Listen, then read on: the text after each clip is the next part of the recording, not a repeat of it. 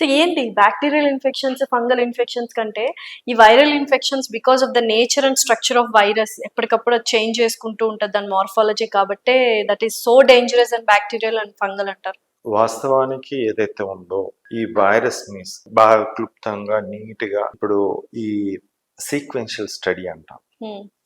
ఒకే ఒక శాస్త్రవేత్త, చైనా శాస్త్రవేత్త, ఆయన పేరు చెప్పాలనుకోవట్లేదు, ఆయన ఒక్క ఆయనని ZHAU ఆయన పేరు. ఆ సైంటిస్ట్ ఈ సీక్వెన్స్ అనేది ఎప్పుడు ఆయన్ని రిలీజ్ చేస్తుంటాడు కొన్ని వైరస్ కి, చాలా మటు వైరస్. ఈ సీక్వెన్స్ కరోనా సీక్వెన్స్ ని కూడా ఆయనని పెట్టాడు, డొమైన్ లో పెట్టాడు, పబ్లిక్ డొమైన్ లో పెట్టాడు, ప్రపంచానికి ఇచ్చాడు. అతని పరిస్థితి ఏందనుకుంటున్నారు ఈసారి? ఇప్పుడు అంటే ఒక 6 నెలల కిందట ఆయన దేవాలయంగా భావించి ఒక ల్యాబ్ నుంచి తన్ని బయట కొడితే బయట పడ్డాడు.